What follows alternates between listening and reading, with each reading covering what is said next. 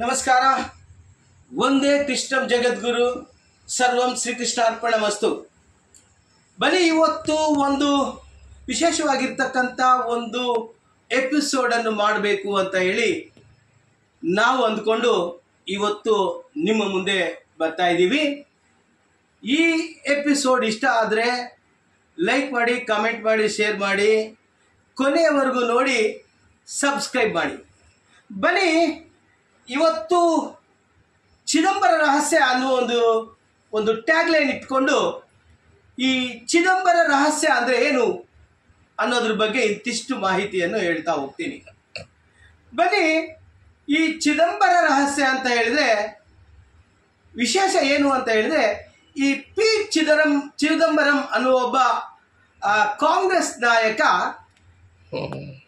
2004 ದಿಂದ 2014ವರೆಗೂ ಕೇಂದ್ರದಲ್ಲಿ ಮನಮೋಹನ್ ಸಿಂಗ್ ನೇತೃತ್ವದಲ್ಲಿ 10 ವರ್ಷಗಳ ಕಾಲ ಒಬ್ಬ ಪ್ರಭಾವಿ ಮಂತ್ರಿಯಾಗಿ 2ನೇ ಅವಧಿಗೆ ಪಿ ಚಿದಂಬರಂ ಅವರು ಗೃಹ ಸಚಿವರಾಗಿ ಕೆಲಸವನ್ನು ಮಾಡ್ತಾರೆ.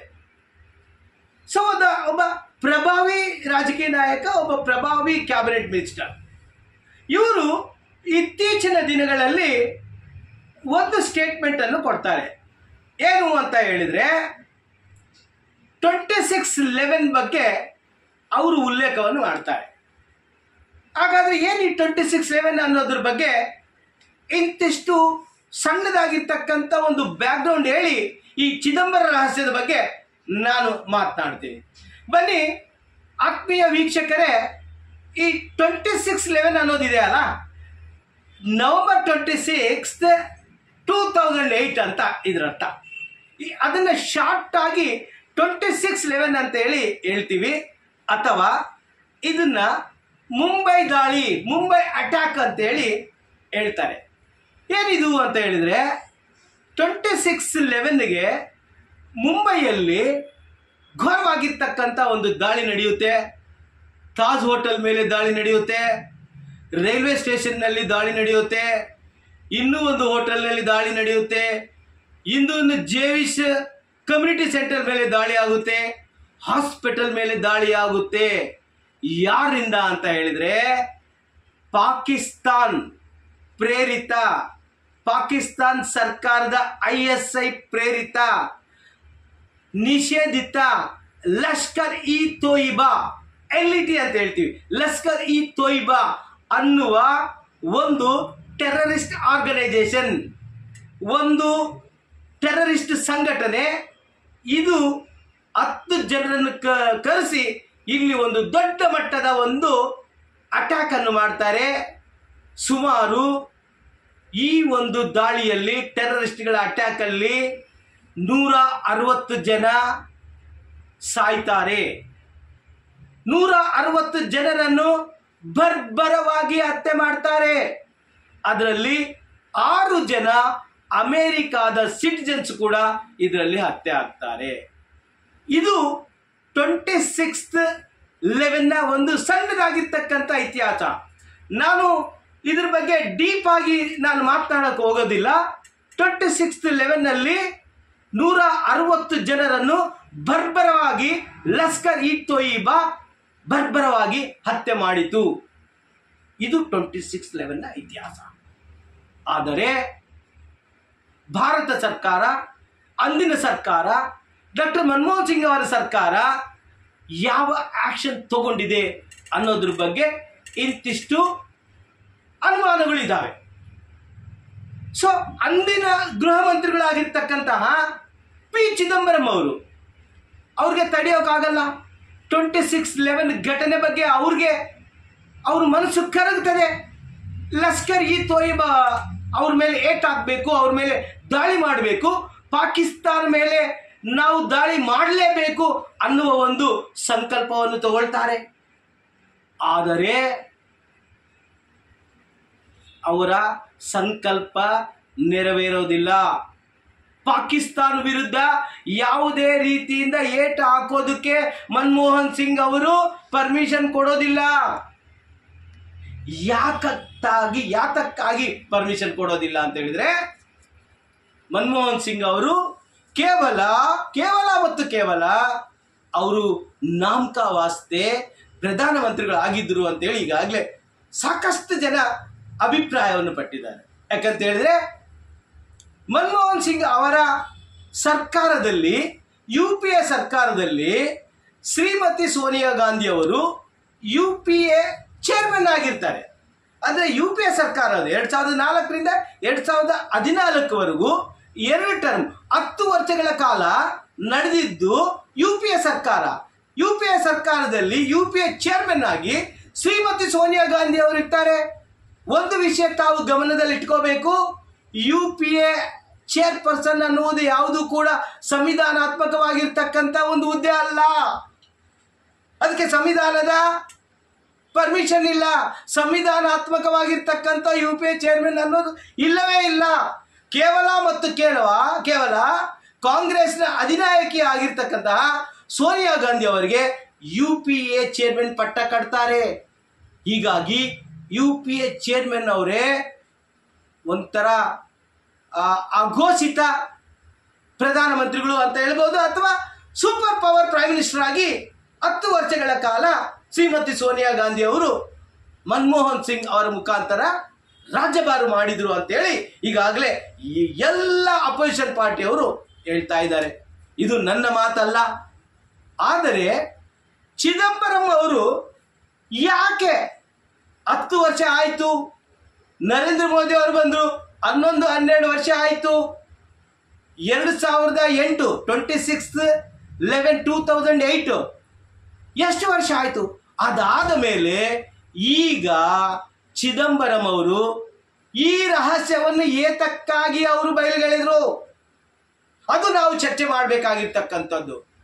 ಬಂಧುಗಳೇ, 26/11 ಬಗ್ಗೆ ಯಾವ ಪ್ರತಿಕಾರವನ್ನು ತಗೊಂಡ್ರು ಕಾಂಗ್ರೆಸ್ ಸರ್ಕಾರ? ಏಪ್ರಿಲ್ 22ನೇ ತಾರೀಕು 2025 ಪಹಲ್ಗಾಂವ್ನಲ್ಲಿ 26 ಜನ ಭಾರತೀಯರನ್ನು ಧರ್ಮದ ಆಧಾರದ ಮೇಲೆ ಬರ್ಬರವಾಗಿ ಕೊಲೆ ಮಾಡಿರ್ತಕ್ಕಂತಹ ಪಾಕಿಸ್ತಾನ ಸರ್ಕಾರವನ್ನು ಮತ್ತು ಟೆರರಿಸ್ಟ್ಗಳ ವಿರುದ್ಧ ಭಾರತ ಸರ್ಕಾರ, ಮೋದಿ ಸರ್ಕಾರ ಯಾವ ರೀತಿ ಪ್ರತಿಕಾರವನ್ನು ಆಪರೇಷನ್ ಸಿಂಧೂರದ ಮೂಲಕ ಮಾಡಿದ್ರು ಅನ್ನೋದ್ರ ಬಗ್ಗೆ ಇಡೀ ದೇಶಕ್ಕೆ, ಇಡೀ ಪ್ರಪಂಚಕ್ಕೆ ಗೊತ್ತಾಗಿದೆ. ಆದರೆ ಈ ಕಾಂಗ್ರೆಸ್ ಸರ್ಕಾರ, ಈ ರಾಹುಲ್ ಗಾಂಧಿ ಅವರಿಗೆ ಇದು ಕಾಣಿಸ್ತಾ ಇಲ್ಲ. ಏನ್ ಹೇಳ್ತಾರೆ ರಾಹುಲ್ ಗಾಂಧಿ ಅವರು? ನರೇಂದರ್ ಸರೆಂಡರ್ ಆಗ್ಬಿಟ್ರು ಅಂತ ಹೇಳಿ ಅವಹೇಳನ ಮಾಡ್ತಿರಲ್ಲ ರಾಹುಲ್ ಗಾಂಧಿ ಅವರೇ. 26/11 ಏನಾಯ್ತು? ಯಾತಕ್ಕಾಗಿ ನೀವು ಪಾಕಿಸ್ತಾನ ವಿರುದ್ಧ ಆಕ್ಷನ್ ತಗೊಳ್ಳಿಲ್ಲ? ಆಕ್ಷನ್ ತಗೋಬೇಕು ಅನ್ನುವ ಉದ್ದೇಶ ಅಂದಿನ ಗೃಹ ಮಂತ್ರಿಗಳು ಇದ್ರೂ ಕೂಡ ನೀವು ಯಾಕೆ ತಡೆದಿದ್ದು? ಯಾರ ಒತ್ತಡ ಇತ್ತು? ಯಾಕಾಗಿ ಪಾಕಿಸ್ತಾನ ವಿರುದ್ಧ ಲಷ್ಕರ್-ಇ-ತೊಯ್ಬಾ LET ವಿರುದ್ಧ ಯಾಕೆ ಆಕ್ಷನ್ ತಗೊಳ್ಳಿಲ್ಲ? ಇದು ತನಿಖೆ ಆಗಬೇಕಾಗಿರ್ತಕ್ಕಂಥದ್ದು. ಯಾಕೆಂತ ಹೇಳಿದ್ರೆ ಕೇವಲ ಪಾಕಿಸ್ತಾನ ಮೇಲೆ ಏನಾದರೂ ಆಕ್ಷನ್ ತಗೊಂಡ್ರೆ ಇಲ್ಲಿರ್ತಕ್ಕಂತಹ ಮುಸ್ಲಿಮರಿಗೆ ಕೋಪ ಬರ್ಬೋದು, ಅವ್ರಿಗೆ ಬೇಜಾರಾಗ್ಬೋದು. ನಾಳೆ ಮುಂದಿನ ದಿನಗಳಲ್ಲಿ ಕಾಂಗ್ರೆಸ್ಗೆ ಮತ ಹಾಕೋದಿಲ್ಲ ಮುಸ್ಲಿಮ್ಸು ಅನ್ನುವ ಒಂದು ಹಿಡನ್ ಅಜೆಂಡಾ ಇಟ್ಟುಕೊಂಡು ಭಾರತದ ಮೇಲೆ ಯಾರು ದಾಳಿ ಮಾಡ್ತಾರಲ್ಲ ಅಂಥವರ ವಿರುದ್ಧ ಈ ಕಾಂಗ್ರೆಸ್ ಸರ್ಕಾರ ಆಕ್ಷನ್ ತಗೊಳ್ಳಿಲ್ಲ. ಆದರೆ ಇವತ್ತು ನರೇಂದ್ರ ಮೋದಿ ಅವರು ಆಪರೇಷನ್ ಸಿಂಧೂರವನ್ನು ಸಕ್ಸಸ್ಫುಲ್ ಆಗಿ ಪಿಒಕದಲ್ಲಿ ಹೋಗಿ, ಪಾಕಿಸ್ತಾನ್ ಆಕ್ಯುಪೈಡ್ ಕಾಶ್ಮೀರದಲ್ಲಿ ಹೋಗಿ ಪಾಕಿಸ್ತಾನದ ಟೆರರಿಸ್ಟ್ ಗ್ರೂಪ್ಗಳನ್ನು ಧ್ವಂಸ ಮಾಡಿ, ಪಾಕಿಸ್ತಾನದ ಏರ್ ಬೇಸ್ಗಳನ್ನು ಧ್ವಂಸ ಮಾಡಿ, ಆಪರೇಷನ್ ಸಿಂಧೂರದ ಮುಖಾಂತರ ಏಪ್ರಿಲ್ 22ನೇ ತಾರೀಕು ನಡೆದಿರ್ತಕ್ಕಂಥ 26 ಜನರ ಮೃತರ ಆತ್ಮಹತ್ಯಕ್ಕೆ ಶಾಂತಿಯನ್ನು ಈ ರೀತಿ ಕೋರಿದ್ದಾರೆ. ಆದರೆ ರಾಹುಲ್ ಗಾಂಧಿ ಅವರು ಆಪರೇಷನ್ ಸಿಂಧೂರವನ್ನು ನರೇಂದರ್ ಸರೆಂಡರ್ ಅನ್ನುವ ಮುಖಾಂತರ ಹೀಯಾಳಿಸ್ತಿರಲ್ಲ. ಆದರೆ ಇವತ್ತು ಪಿ ಚಿದಂಬರಂ ಅವರು ಹೇಳಿಕೆ ಕೊಟ್ಟಿರ್ತಕ್ಕಂಥದಕ್ಕೆ ಏನು ಉತ್ತರ ಕೊಡ್ತೀರಿ? ಇದು ಈ ದೇಶಕ್ಕೆ ಮಾಡಿರ್ತಕ್ಕಂತಹ ದ್ರೋಹ. ಇದು ಕಾಂಗ್ರೆಸ್ಸಿನ ದ್ರೋಹ ಅಂತ ಹೇಳಿ ಈಗಾಗಲೇ ಬಿಜೆಪಿ ಕಿಡಿಕಾಡಿದೆ. ಬಿಜೆಪಿಯವರು ಬಹಳ ಸ್ಪಷ್ಟವಾಗಿ ಹೇಳಿದ್ದಾರೆ, ಈ ಕಾಂಗ್ರೆಸ್ ಸರ್ಕಾರ, ಮನಮೋಹನ್ ಸಿಂಗ್ ಅವರ ಸರ್ಕಾರ ಪಾಕಿಸ್ತಾನಕ್ಕೆ ಯಾತಕ್ಕಾಗಿ ಈ ರೀತಿ ಇಲ್ಲಾಯಿತು, ಅಂತಾರಾಷ್ಟ್ರೀಯ ಮಟ್ಟದಲ್ಲಿ ನಿಮ್ಗಿರ್ತಕ್ಕಂಥ ಒತ್ತಡ ಏನು ಅನ್ನೋದ್ರ ಬಗ್ಗೆ ಈಗಾಗಲೇ ತನಿಖೆ ಆಗಬೇಕು ಅನ್ನೋದ್ರ ಬಗ್ಗೆ ಭಾರತೀಯ ಜನತಾ ಪಾರ್ಟಿ ನಿರ್ಣಯವನ್ನು ಕೈಗೊಂಡಿದೆ. ಅಷ್ಟೇ ಅಲ್ಲ, ಅಂದಿನ ಅಮೆರಿಕಾದ ಅಧ್ಯಕ್ಷರು ಬರಾಕ್ ಒಬಾಮಾ ಇರ್ತಾರೆ. ಬರಾಕ್ ಒಬಾಮಾ ಅವರು ಕೂಡ ಒಂದು ತನ್ನ ಭಾಷಣದಲ್ಲಿ ಹೇಳ್ತಾರೆ, ಅಂದಿನ ಪ್ರಧಾನಮಂತ್ರಿಗಳು ಮನಮೋಹನ್ ಸಿಂಗ್ ಅವರು ನನ್ನ ಹತ್ರ ಹೇಳಿದ್ರು, ಪಾಕಿಸ್ತಾನ ವಿರುದ್ಧ ನಾವು ಆಕ್ಷನ್ ತಗೊಳ್ಳೋದಕ್ಕಾಗಲಿಲ್ಲ, ಅಂತಾರಾಷ್ಟ್ರೀಯ ಮಟ್ಟದಲ್ಲಿ ನಮಗೆ ಒತ್ತಡ ಇತ್ತು ಅಂತೇಳಿ ಈಗಾಗಲೇ ಬರಾಕ್ ಒಬಾಮಾ ಅವರು ಕೂಡ ಹೇಳಿದ್ದಾರೆ. ಏನೇ ಆದರೂ ಕೂಡ ಈ ಕಾಂಗ್ರೆಸ್ಗೆ ಇರ್ತಕ್ಕಂಥ ಒಂದು ಮಾನಸಿಕ ಸ್ಥಿತಿ ಇದೆಯಲ್ಲ, ಅದು ಈ ಭಾರತದ ಜನರು ತಿಳ್ಕೋಬೇಕು. ಮುಂದಿನ ದಿನಗಳಲ್ಲಿ ಇಂತಹ ಒಂದು ದೇಶ ದ್ರೋಹವನ್ನು ಮಾಡುವ ಕೆಲಸಕ್ಕೆ ಕೈ ಹಾಕಿದಾರಲ್ಲ, ಅಂಥವರಿಗೆ ತಕ್ಕ ಉತ್ತರವನ್ನು ಜನರಿಗೆ ಕೊಡಬೇಕು ಅನ್ನುವ ಒಂದು ಮಾನಸಿಕ ಸ್ಥಿತಿ ಈಗಾಗಲೇ ದೇಶದಲ್ಲಿ ಉಂಟಾಗಿದೆ ಅನ್ನೋದು ಒಂದು ಸಣ್ಣ ವಿಶ್ಲೇಷಣೆಯಿಂದ ಗೊತ್ತಾಗ್ತಾ ಇದೆ.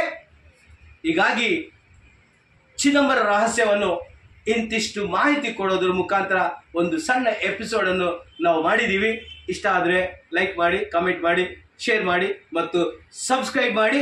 Thank you so much. ಒಂದೇ ಕೃಷ್ಣಂ ಜಗದ್ಗುರು, ಸರ್ವಂ ಶ್ರೀಕೃಷ್ಣಾರ್ಪಣಮಸ್ತು.